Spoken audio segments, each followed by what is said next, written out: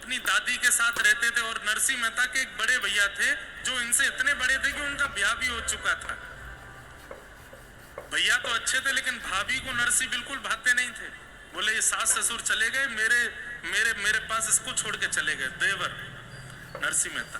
तो इनकी दादी जो थी, जूनागढ़ में जितने भी संत आते थे सबके पास नरसिंह मेहता को ले जाके प्रणाम करवाती और सबसे एक ही आशीर्वाद दिलवाती, ऐसा आशीर्वाद दो। ये बोलने लगे, क्यों? बोले मेरे प्राण चले जाएंगे तो कम से कम बोल करके अपना जीवन तो चला लेगा, इसकी भाभी तो इसका ध्यान रखेगी नहीं।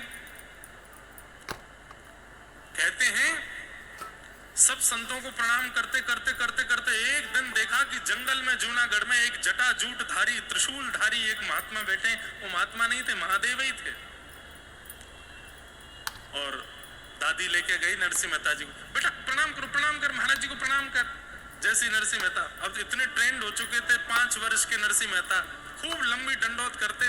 और छोटा 5 वर्ष का बालक दंडौत करता है ना, अच्छे अच्छे महात्माओं का हृदय पिघल जाता है। अरे अरे बालक बस बस बस। महादेव को प्रणाम किया तो महादेव तो अरे अरे अरे बस बस बस बस। दादी बोली नहीं नहीं महाराज जी आशीर्वाद दीजिए। क्या? बोलने लगे। अच्छा। नरसिंह मेहता को गोद में बैठा करके मुखमंडल की ओर देखे बोलो बोलो बोलो राधे श्याम। नरसिंह मेहता हंसने लगे, बोले बोलो बेटा राधे श्याम।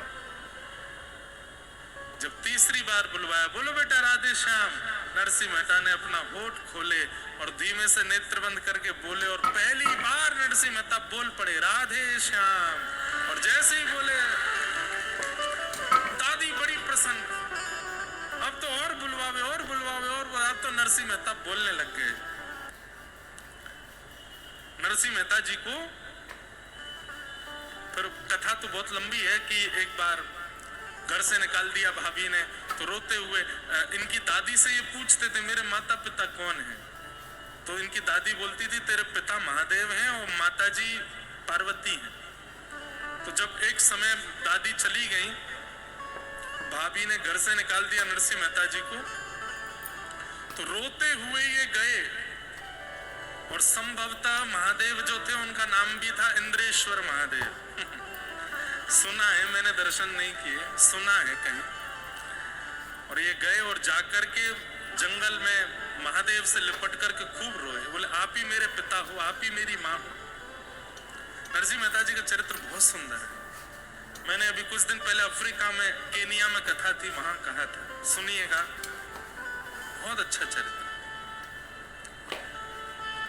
तो आज भी ठाकुर जी आए। नरसिंह मेहता जी को सबने बेदखल कर दिया, परिवार वालों ने घर से निकाल दिया। एक समय आया, ये भी नागर ब्राह्मण थे, संभवतः हमारे मंदिर के जो मुख्य अधिकारी हैं वो भी नागर हैं। अब नागर वंशी ब्राह्मण है कि नहीं ये तो कैसे पता चले? नागर वंशी है तो मतलब नरसिंह मेहता जी का ही वंश है। तो इनको नागर वंशियों ने भी निकाल दिया। सब लोग इधर देखो, सबने अपने जगह से निकाल दिया। पत्नी ने एक दिन बोला, बोले आपको तो परिवार वालों ने भी निकाल दिया, गांव वालों ने भी निकाल दिया, अब तो आपके ब्राह्मण वंश के लोगों ने भी आपको निकाल दिया। तो नरसिंह मेहता बोलते बढ़िया है, परिवार वालों ने निकाल दिया, उसका भार खत्म हुआ। गांव वालों ने निकाल दिया तो गांव का लोक व्यवहार खत्म हुआ। एक बस ये जाति का बोझ और था मेरे ऊपर, इससे भी निकल गया। मैं तो मुक्त हो गया हूं, अब अकेला ठाकुर जी का भजन करूंगा, ऐसे नरसिंह मेहता। तो सबने निकाल दिया। भगवान ने एक दिन द्वारिकाधीश ने अक्रूर जी को सेठ जी का रूप बना करके भेजा और कहा नरसिंह मेहता का बढ़िया भवन बनवा के आओ। तो एक साहूकार दानी सेठ बन करके श्री अक्रूर जी महाराज आए और वहां ढूंढने लगे किसको दान करें, किसको दान करें। नरसिंह मेहता के पास गए, बोले हम दान करना चाहते हैं। तो नरसिंह मेहता बोले हमें कुछ नहीं चाहिए, बोले कुछ तो ले लीजिए। तो नरसिंह मेहता बोले द्वारिका जाने आने वाले संतों के लिए कोई निवास की व्यवस्था नहीं है जूनागढ़ में, आप चाहो तो एक संत निवास बनवा दो। कहा था संत निवास, अक्रूर जी ने महल बना के दिया। बोले इसमें एक कमरा में आप रहिए पत्नी के साथ, बाकी के सारे कमरे संतों के लिए रख देना। कहते हैं 16-17 सूरदास रहते थे बिना आंख वाले नरसिंह मेहता जी के साथ में, उनको अपने घर में ही रखते थे। तो एक बार की बात, नरसिंह मेहता जी के बड़े भैया वो इनके पास आए और आकर के बोले अब तो तुम्हारा, अच्छा आए क्यों थे, क्योंकि पता चला नरसिंह मेहता का बहुत बड़ा घर बन गया है। अच्छे संपत्ति घर बन जाता है ना तो रूठे हुए भी मान जाते हैं, सब लौट लौट के आते हैं। तो आए, आकर के बोले नरसिंह कल पिताजी का श्राद्ध है, घर आ जाना। नरसिंह जी बोले हाँ भैया जरूर आऊंगा। हाँ वैसे तो हम दोनों की बातचीत नहीं होती, लेकिन पिता का श्राद्ध तो एक साथ करेंगे। हाँ भैया मैं आ जाऊंगा। नरसिंह मेहता जी को अच्छा लगा कि परिवार के लोग दोबारा बुला रहे हैं। लेकिन नरसिंह जी बोले भैया श्राद्ध का समय क्या है? बोले सुबह सुबह आ जाना, श्राद्ध होगा फिर ब्राह्मण भोज होगा। तो नरसिंह मेहता बोले भैया एक दिक्कत है। बोले क्या? मैंने इतनी सेवा अपनी विस्तार कर ली है, सुबह उठ के मुझे सेवा पूजा करने में बहुत समय लग जाता है, तो मैं दोपहर से पहले तो नहीं आ पाऊंगा। ठाकुर जी की सेवा करूंगा, भोग बनाऊंगा, फिर अब मेरे यहाँ ये 16 सूरदास रहते हैं, इनको पवाऊंगा। सब लोग इधर देखना, ध्यान से सुनना। तो भैया को गुस्सा आ गया। बोले पिताजी का श्राद्ध तेरे लिए मायने नहीं रखता? ये तालकूटा, उनको तालकूटा बोलते थे, मंजीरा बजा के कीर्तन करते हैं ना, ये ताल कूटेगा पूरे दिन बैठ करके, हरी हरी हरी हरी गाता रहता है। क्या कर दिया उस हरी ने? अरे पिताजी का श्राद्ध है, इतनी तो शर्म कर, कल मत करियो भजन, कल मत करियो सेवा। नरसिंह मेहता बोले भैया आप लोग तो कभी भी मुझे अपना लेते हो, छोड़ देते हो, लेकिन ये हरि ही हैं जो सदा मेरे संग रहते हैं, इनको कैसे छोड़ूंगा? ये हरि ही हैं, मुझे कभी छोड़ के नहीं जाते। मैं जिस दिन खाक था उस तब भी मेरे पास थे, आज महल बना दिया तो भी मेरे पास है, इनको कैसे छोड़ूं? तो फिर भैया बोल के गए, तो फिर एक काम कर, बोले क्या आना ही मत तू, पिताजी का श्राद्ध मैं अकेले करूंगा, बिल्कुल मत आना। नरसिंह मेहता कुछ नहीं बोले, शांत बैठे रहे। पत्नी बोली अब क्या? बोले अब क्या, वो भी पुत्र है, मैं भी पुत्र हूं, वो अपने तरह से श्राद्ध कर लेंगे पिताजी का, मैं अपने घर में कर लूंगा, पिता तो हम दोनों के हैं। पत्नी बोली वो सब तो ठीक है, ये तो बाहर के लोगों को दिखता है कि हम महल में रहते हैं, लेकिन दाम पानी तो कुछ है नहीं। कोई दे जाए आलू तो आलू की सब्जी बन जाती है, चावल दे जाए तो चावल बन जाते हैं, कोई घर में इतनी सामग्री तो है नहीं। और श्राद्ध के लिए तो ब्राह्मण भोजन कराना पड़ता, ब्राह्मण भोजन के लिए राशन होना चाहिए, वो कैसे होगा? तो नरसिंह मेहता बोले पास में एक सेठ जी हैं, वो मेरा कीर्तन बहुत पसंद करते हैं, उनसे उधार मांग लाऊंगा और धीरे धीरे चुकाते रहेंगे उनका, कल पिताजी श्राद्ध कर देंगे। बोले ठीक है। पत्नी बोली जाते जाते ब्राह्मणों को निमंत्रण तो दे जाना। बोले ठीक है। अब नरसिंह मेहता गए ब्राह्मणों के पास, तो ब्राह्मणों से जाके बोले, तो ब्राह्मण बोले तुमको तो हमने वंश से निकाल दिया, अब तुम्हारे यहाँ श्राद्ध खाने कोई नहीं आएगा। तो नरसिंह मेहता चरणों में गिर गए, बोले मेरे यहाँ कभी मत आइएगा, पर मेरे पिताजी का श्राद्ध है इसलिए आ जाना। तो आधे ब्राह्मण बोले हम तो तुम्हारे भैया के यहाँ न्योते पर जाएंगे, तुम्हारे यहाँ नहीं आ पाएंगे। आधे बोले हम आ जाएंगे लेकिन हम सबको बुलाना पड़ेगा। कितने हैं? 2-2.5 हजार हैं। नरसिंह मेहता बोले इतनी व्यवस्था कहाँ से करूंगा मैं? बोले नहीं नहीं हम 2-2.5 हजार ही आएंगे। तो नरसिंह मेहता बोले ठीक है आप आ जाना, मैं कुछ ना कुछ व्यवस्था कर लूंगा, सेठ जी से ज्यादा पैसा मांग लेंगे। 2-2.5 हजार ब्राह्मणों को न्योता दे दिया और नरसिंह मेहता पहुंचे सेठ जी के पास। सेठ जी बड़े प्रसन्न, अरे आओ आओ, आपका कीर्तन मुझे बहुत अच्छा लगता है, आप जब कीर्तन करते हैं तो मैं मेरे नेत्रों से आंसू नहीं रुकते। कई सेठ बड़े उदार मना होते हैं, सत्संग प्रेमी होते हैं। तो सेठ जी बोले कहिए कैसे आए? बोले कल मेरे पिताजी का श्राद्ध है, आप थोड़ी सी सेवा उधार में दे दीजिए, मैं बढ़ता रहूंगा धीरे धीरे। सेठ जी बोले कितना चाहिए? तो उस समय जितना भी रकम हो मांगी उन्होंने, सेठ जी ने दुगनी दे दी। वो रख लीजिए। बोले नहीं इतनी मत दीजिए, मैं कैसे चुकाऊंगा? बोले आपको अभी चुकाना है। बोले अभी कैसे चुकाऊंगा? बोले बस यहाँ बैठ के कीर्तन सुना दीजिए मुझे, मैं कीर्तन सुन के प्रसन्न हो जाऊंगा, फिर ये लौटाने की जरूरत नहीं है, आप तो इसके बदले कीर्तन सुना जाओ। तो नरसिंह मेहता बोले ठीक है, मैं कीर्तन सुना देता हूँ। और नरसिंह मेहता गाने लगे। लेकिन नरसिंह मेहता का कोई समय नहीं होता था, नेत्र बंद करके गाना प्रारंभ करते थे और गाते गाते गाते गाते गाते कितने घंटे निकल गए कुछ पता नहीं। और सुनने वाले भी ऐसे ही होते थे। तो नरसिंह मेहता गाने लगे और सेठ जी भी आंख बंद करके सुन रहे हैं। गाते गाते पूरी रात निकल गई, दिन हो गया और दिन भी निकलने लगा। रुक्मणी जी थोड़ी देर द्वारिका संभालो, मैं अभी आता हूं। कहां गए? तुरंत महाराज ऊंची धोती पहन के स्वाफा बांध करके बिल्कुल नरसिंह मेहता जैसा स्वरूप धारण करके द्वारिकाधीश जूनागढ़ पहुंच गए। और नरसिंह मेहता का रूप धारण करके सब्जी मंडी से सब्जियां आदि लेकर के घर पहुंचे। पत्नी ने आते, अरे कहाँ रह गए थे, मैं कब से, अरे देवी मैं क्या बताऊं, बस बाद में बताऊंगा सब बात, मैं लाया हूं सब्जी आदि सब लगाओ सेवा में, ब्राह्मण देवता सब आ रहे होंगे। 16 सूरदासों को लगाया सब्जी काटने पे, उनके आंखें ही नहीं है। ठाकुर जी ने धीमे धीमे अपने कहीं ना किसी को उंगली छुपा दी, किसी को कुछ छुपा दिया। उनको वैसे दुनिया नहीं दिख रही है लेकिन सब्जी बढ़िया दिख रही है, सब काट रहे हैं, एक संग लग रहे हैं। और महाराज नरसिंह मेहता जी की पत्नी कह रही है आज इन लोगों को क्या हो गया, ये एक साथ सब सब्जियां काट रहे हैं, सब्जियां अमनिया कर रहे हैं। और वैसे काटना शब्द रसोई में प्रयोग नहीं करते, ठाकुर जी के में अमनिया, सब्जी अमनिया कर रहे हैं। और महाराज ठाकुर जी सिर पर बांध के स्वापी और कढ़ाई लेकर के छौंक लगा रहे हैं, हाथ में लेकर के बढ़िया चला रहे हैं। पत्नी से कह रहे हैं जल्दी जल्दी रोटी बनाओ और पूड़ी बनाओ। वो सेक सेक करके पूड़ियां दे रही है। ठाकुर जी एक तरफ सब्जी बना रहे हैं, दूसरी तरफ छन्नी से निकालते हैं, पूड़ियां निकाल निकाल के धरते हैं। बीच बीच में पसीना पहुंचते हैं। बोले आए तो नहीं ब्राह्मण? बोले आ रहे हैं। सौभाग्यशाली नरसिंह मेहता पिता के श्राद्ध में ठाकुर जी भोग बना रहे हैं, ठाकुर जी प्रसादी बना रहे हैं। और नरसिंह मेहता का वहां पे कीर्तन कर रहा है सेठ जी के यहाँ बैठ के। सेठ जी भी रो रहे हैं, नरसिंह मेहता भी रो रहे हैं। 12 घंटे से अधिक हो गए कीर्तन करते करते और ठाकुर जी यहाँ सेवा कर रहे हैं।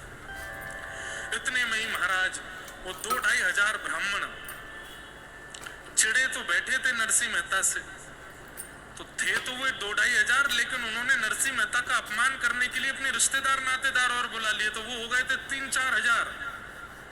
सबरे आए और आए इसी भाव से थे कि ये खिला नहीं पाएगा तो इसका अपमान करके जाएंगे हम। सब लोग आ गए। ठाकुर जी ने जैसे ही आते देखे पत्नी से, अरे जाओ जाओ जाओ, सबके चरण धो करके सबका स्वागत करना है। एक एक ब्राह्मण का चरण धो रहे हैं ठाकुर जी अपने हाथ से। और भाग्यशाली तो नरसिंह मेहता की पत्नी है जो आज भगवान के वाम अंग में खड़ी है। और जैसे एक पत्नी पति के साथ सारी कार्यों में हाथ बटाती है, ऐसे पति के रूप में साक्षात ठाकुर जी के संग हाथ बटा रही है।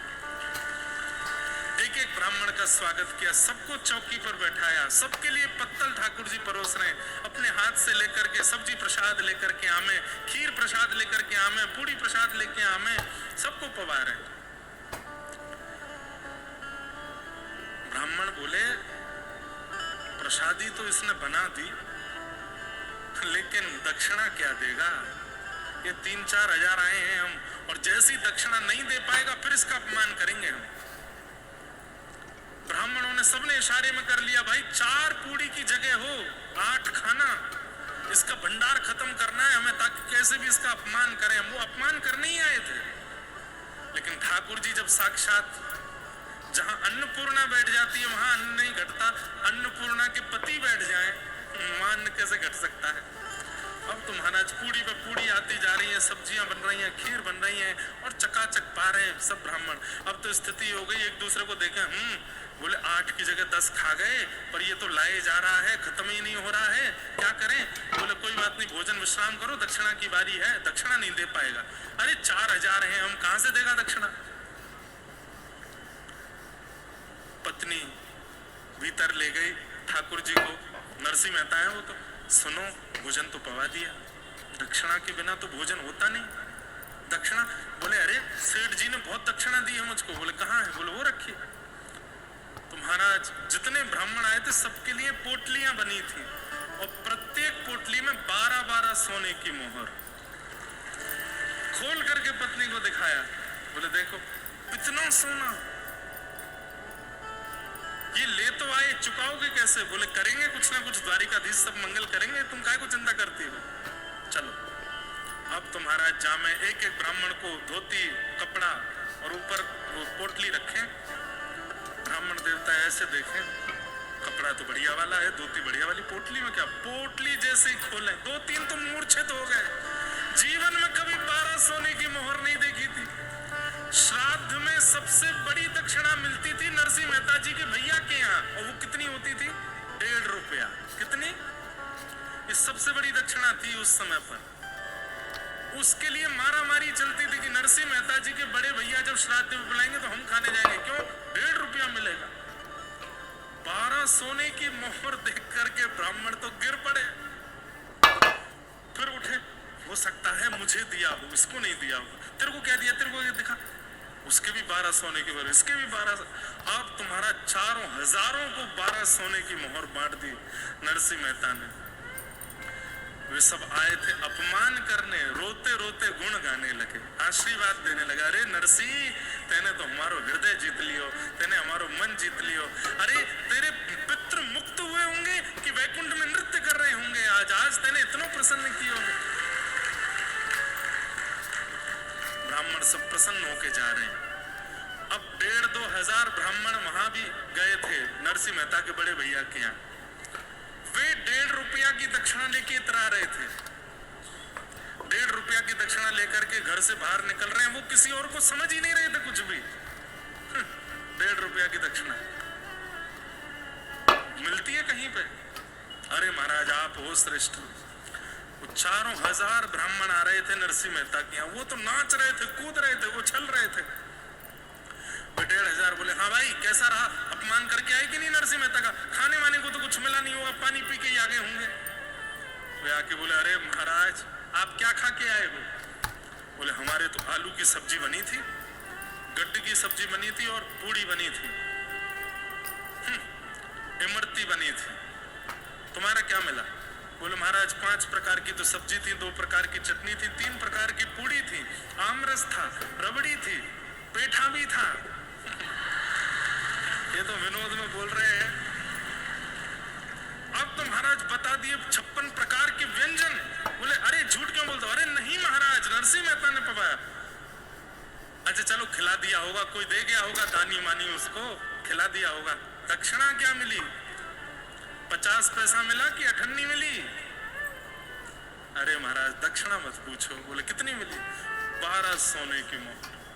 अब तो 1.5 हजार जो इतरा रहे थे 1.5 रुपया लेकर के, तो नरसिंह मेहता ने इतने सबको दिया? बोले हाँ सबको दिया। अरे झूठा होगा, घिस करके देखो, घिस करके देखो, स्वर्ण असली नहीं होगा। देखा तो असली। बोले कैसे हुआ? बोले ये नहीं पता भैया, नरसिंह मेहता ने बहुत आनंद किए। यहाँ सब ब्राह्मणों में चर्चा का विषय चल रहा। वहां ठाकुर जी नरसिंह मेहता बने बैठे। पत्नी से बोले देवी मैं तो थक गया, अब जल्दी मेरी थाली लगाओ, मैं भी पाऊंगा।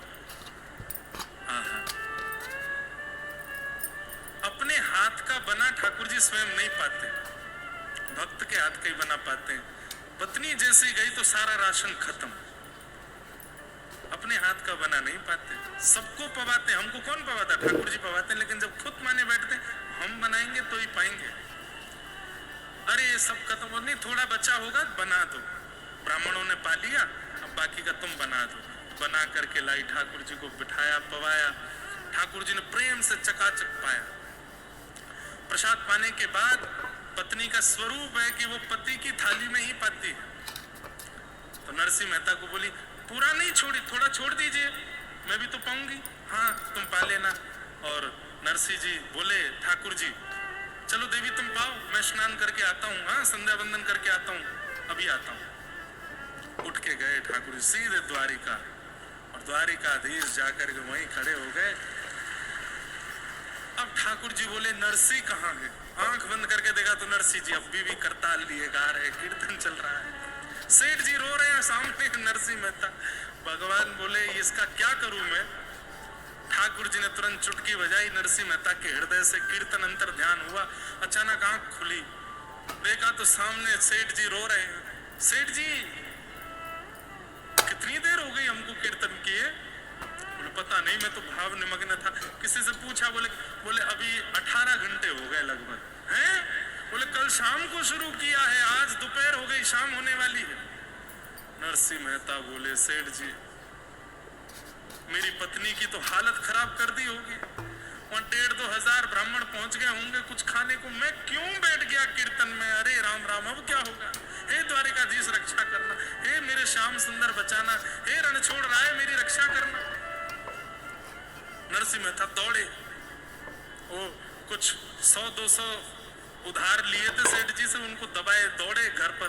बोले सब्जी मंडी बाद में जाऊं, पहले घर देख लूं वहां सब ठीक तो है, कहीं मेरा घर तोड़ ताड़ तो नहीं दिया, पत्नी को कहीं गाली गलौज करके कुछ उठ पटांग करके तो नहीं गए होंगे ब्राह्मण। घर पर जाकर के देखा तो क्या पाया, आंगन में भैया नरसिंह मेहता जी की पत्नी बैठ करके प्रसाद पा रही है। नरसिंह मेहता आए, देवी खाते खाते, क्या कर रही हो? बोलो क्या कर रही हूँ? प्रसाद पा रही हूँ। क्यों? बोले क्यों पाते हैं प्रसाद? खुद ने पा लिया, ब्राह्मणों को पवा दिया, मुझसे पूछ रहे क्यों पा रही है? मैंने कब